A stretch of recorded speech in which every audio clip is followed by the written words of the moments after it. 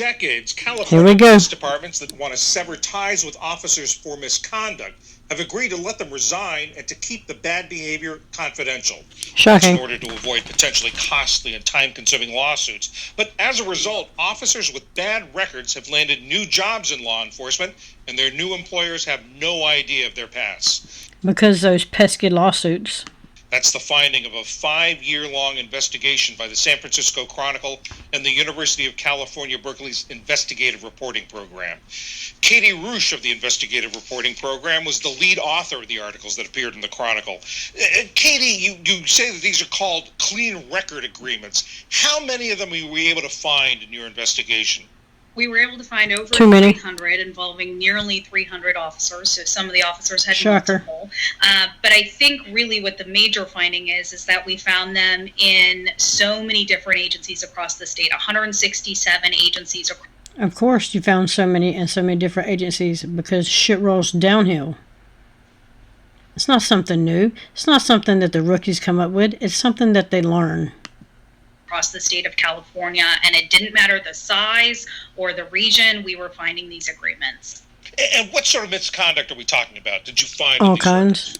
You know, that was a big question when we started the investigation, was we were wondering, is this just minor mistakes that Nope. police are making and then getting these agreements to clean their records? Nope. And what we found was, no, this is serious misconduct, everything from dishonesty to sexual assault to excessive force. And there's also a wrinkle. There were some cases you found in which they sort of short-circuited the investigations into their behavior by claiming a disability. And talk about what That way, they claim a disability. They can leave. Their record's clean. They don't care if it's clean or not because guess what? They're going to draw early retirement on a taxpayer dime. what happened to those officers. Yeah, those were really interesting cases. So in some situations, an officer would be accused of misconduct, and during the misconduct disciplinary proceedings, they would claim that they were injured. They had a back injury, they had PTSD, and then they would end up with these agreements that not only whitewashed their misconduct records, but then also guaranteed them. Officers on the verge of being ousted for alleged misconduct were allowed to walk away with their wrongdoing hidden and collect lifetime disability pensions. Yeah.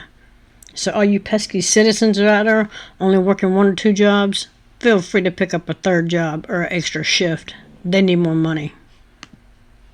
A disability pension, so a pension that's meant for an officer who can no longer work, who is so incapacitated that they can no longer do their job. Now these officers are also getting that benefit as well, which is a huge benefit, a yearly salary for the rest of their lives with huge tax tyrants. And paid for by the taxpayers.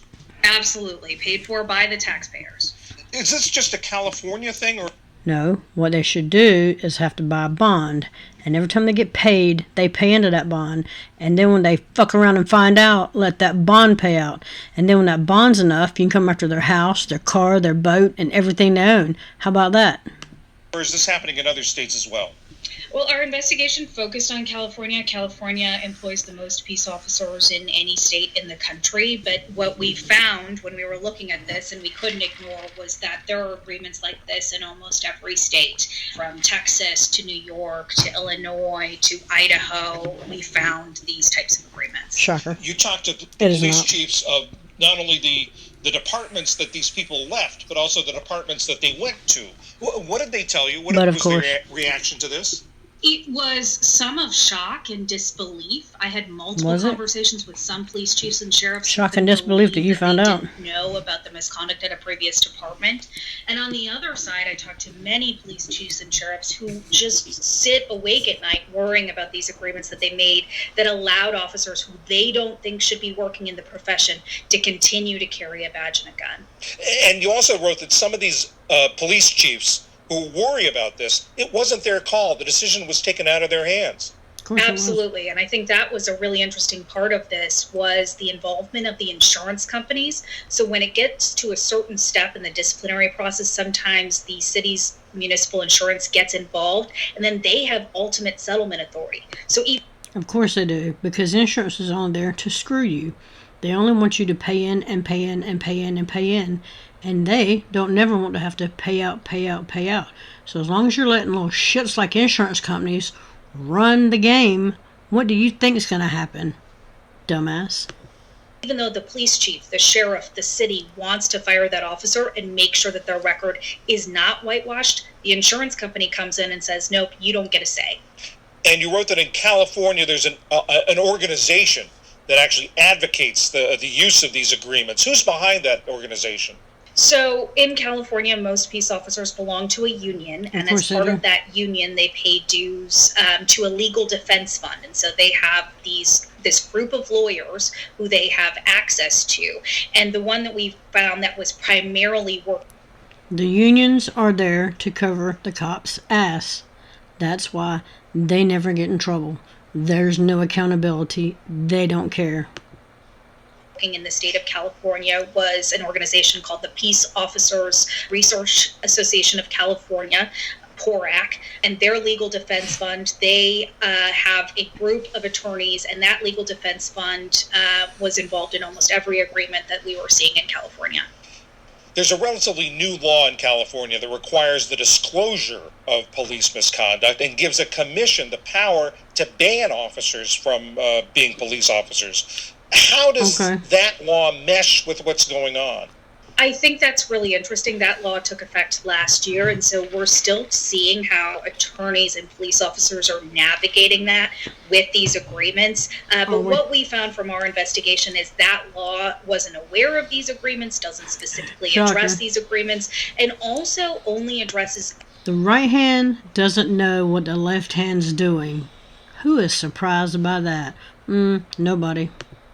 A specific type of misconduct. So there are only certain types of misconduct that are reportable to the state, that are required to be reported to the state, and so there still leaves this loophole for officers to kind of get around this law.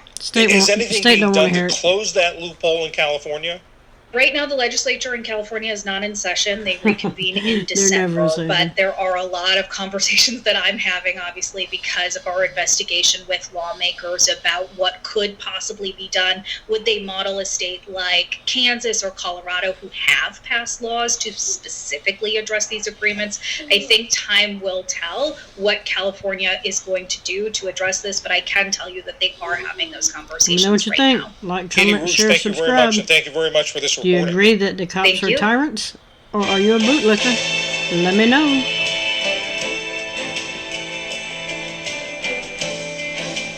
I'm out.